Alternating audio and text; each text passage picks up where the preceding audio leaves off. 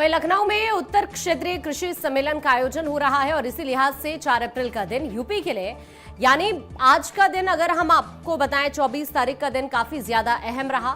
लखनऊ आज पूरे उत्तर भारत के कृषि क्षेत्र के लिए मंथन का केंद्र है। यहां पर क्षेत्रीय कृषि सम्मेलन उत्तर जोन केंद्रीय कृषि मंत्रालय की देखरेख में सेंट्रम होटल में आयोजित होने वाले इस क्षेत्रीय कृषि सम्मेलन का उद्घाटन सीएम योगी और केंद्रीय कृषि मंत्री शिवराज सिंह चौहान ने किया है। लखनऊ में उत्तर क्षेत्रीय कृषि सम्मेलन को संबोधित करते हुए केंद्रीय कृषि एवं किसान कल्याण मंत्री शिवराज सिंह चौहान ने उत्तर प्रदेश की कृषि उपलब्धियों की तारीफ करते हुए कहा कि मुख्यमंत्री योगी आदित्यनाथ के कुशल नेतृत्व में यूपी आज देश में कृषि क्षेत्र में नंबर 1 राज्य बन गया है। उन्होंने कहा कि योगी सरकार ने कृषि में अभूतपूर्व प्रगति की है और इतिहास रचा है। सबसे पहले तो मैं उत्तर प्रदेश के मुख्यमंत्री आदरणीय योगी आदित्यनाथ जी का हृदय से स्वागत करता हूं, अभिनंदन करता हूं। माननीय मुख्यमंत्री उत्तर प्रदेश योगी जी से बात कर रहा था कि हमने तय किया भारत सरकार ने कि हर एक राज्य के साथ मिलकर करना राज्य को है, हम साथ देंगे, हर एक राज्य का कृषि रोड मैप बने।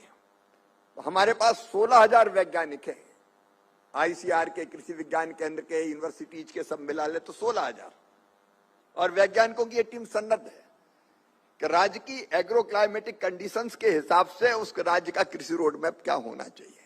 मैं सभी राज्यों से आग्रह करता हूं कि हम आपके साथ कदम से कदम, कंधे से कंधा मिलाकर चलने को तैयार हैं। आप पहल करें, मैं भी आपसे संपर्क करूंगा और अपने राज्य के कृषि का रोड मैप हम बनाएं मिलकर।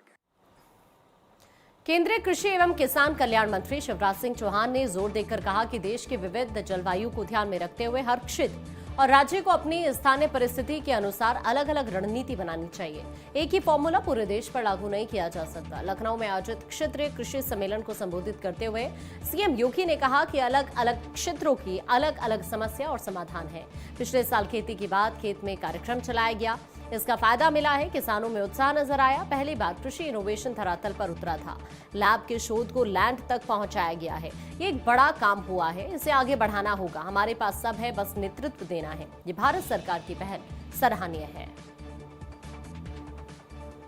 अलग अलग देश के अलग अलग क्षेत्रों में अलग अलग एग्रो क्लाइमेटिक जोन होने के कारण स्थितियां वहां उस क्षेत्र के अनुसार तय करना,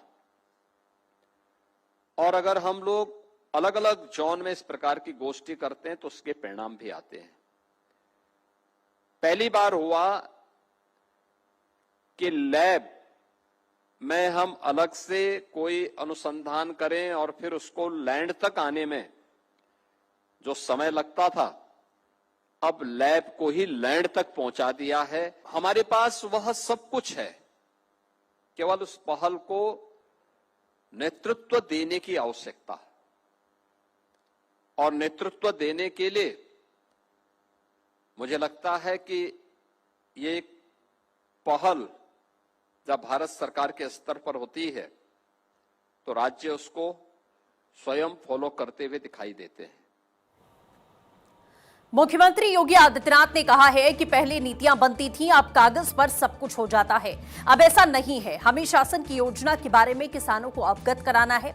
वर्ष 2017 में 69 कृषि विज्ञान केंद्र थे, वो बंदी के कगार पर थे, जवाबदेही नहीं थी। कृषि मंत्री ने बताया कि भारत सरकार नए कृषि विज्ञान केंद्र देना चाहती है, लेकिन उस वक्त उसे नहीं लिया गया, हमने लिया। अब हर कृषि विज्ञान केंद्र काम कर रहे हैं। 8% कृषि विकास दर 18% पर पहुंच चुकी है।